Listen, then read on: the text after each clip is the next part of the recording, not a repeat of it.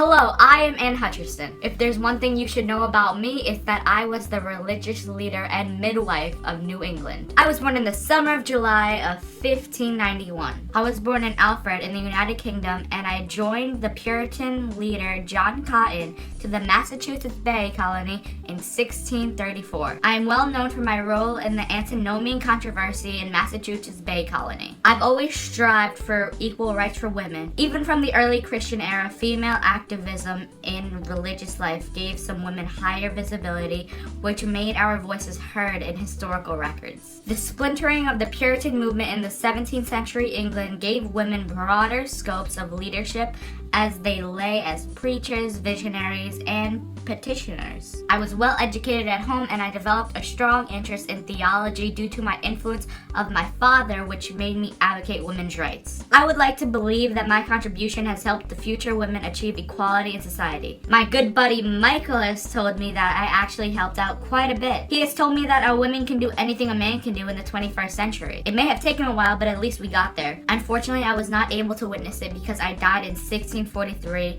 in an Indian raid in New York. But let's not end on a sad note. Let me hand it over to my good friend, Peter Stuyvesant. Thank you, Anne. Great job. So as you were just told, I am Peter Stuyvesant. I was born and raised in Peperga, Netherlands in 1612. I am best known for being a Dutch colonial governor that tried to resist the English seizure of New York, and I am a major figure in the early history of New York City. I became a Director General of all Dutch possessions in North America and the Caribbean in 1645. I was inspired to become a governor because of my supportive mother that always encouraged me. I established a council in New Amsterdam and the first municipal government of the city. In August of 1664, the British Navy reached New Amsterdam, and they proceeded to not only take New Amsterdam, but all of the Netherlands, which included all of New York and parts of New England and New Jersey. I know that I have influenced my future generations of the Dutch because if I was not there at the time, the Netherlands would probably not have what they own today.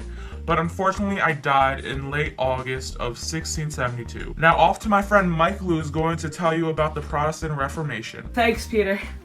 So this one's gonna be a long one, so get ready. Well, the key thing to note about the Protestant Reformation is that it produced Puritanism. But it all started the day that Martin Luther decided to nail his protest against the Catholic doctrine to the door of the Wittenberg Cathedral in 1517. He declared that the Bible was the only source of God's work. He started a religious reform known as the Protestant Reformation, surprise, surprise, and it was spread all the way across Europe, dividing many people, some including the first founders of America. Okay, now on to John Calvin. He elaborated on Martin Luther's ideas. Calvinism became dominant amongst New England Puritans. Calvin argued his point of view of God in the doctrine called Institutes of Christian Religion. He also wrote that humans were sick and corrupted, and that God believed in predestination. Many Calvinists were judging themselves based on what they did, if it was good or bad, and if they were going to go to heaven or hell. King Henry VIII was breaking ties with the Roman Catholic Church when the doctrine swept England. He made himself head of the Church of England. Henry would have been content to retain Roman rituals and creeds, but his actions powerfully simulated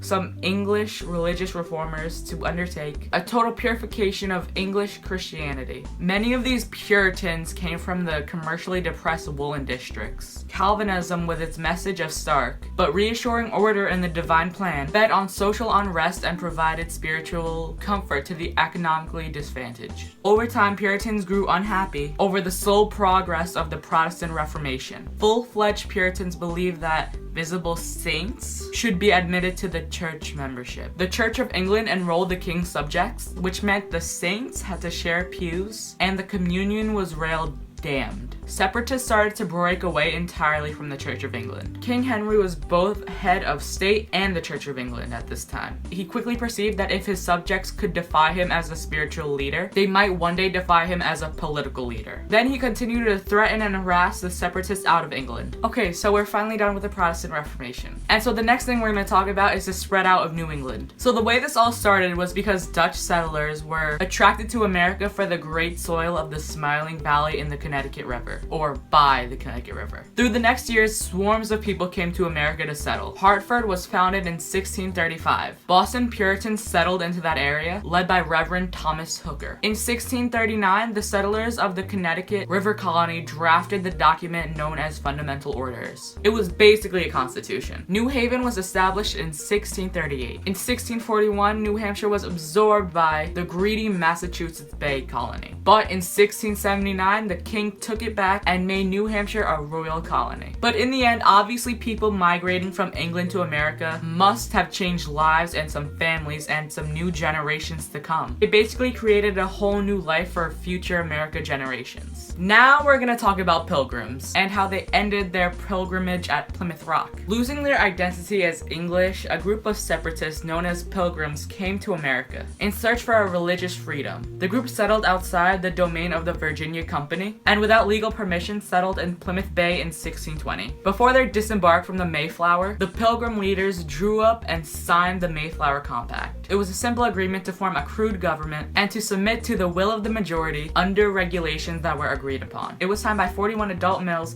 and was the first attempted America government. In the Pilgrims' first winter of 1620 to 1621, only 44 of the 102 survived. In 1621, there was the first Thanksgiving in New England. The Pilgrims started to plant new crops and gain profit. Since they were able to gain profit, they were able to better themselves. The Pilgrims were a historic part of American history, and if they did not succeed on their first journey, who knows what would happen to America if they didn't. The future could have been so different. So now we're gonna talk about Martin Luther's 95 Thesis. So Martin Luther was a German professor of theology, composer, priest, monk, and a big figure in the Protestant Reformation. And he basically came to the Wittenberg's cathedral to reject several teachings of the Roman Catholic Church. I feel like I said a lot of this before and I don't want to repeat myself, but it was kind of the start of the Protestant Reformation. As I said before, he nailed to the door of the Wittenberg's cathedral to protest against them because he believed that the Bible was solely the work of God. His 95th rule is, "And thus be confident in entering into heaven through many tribulations rather than through a false security of peace." That was his last thesis.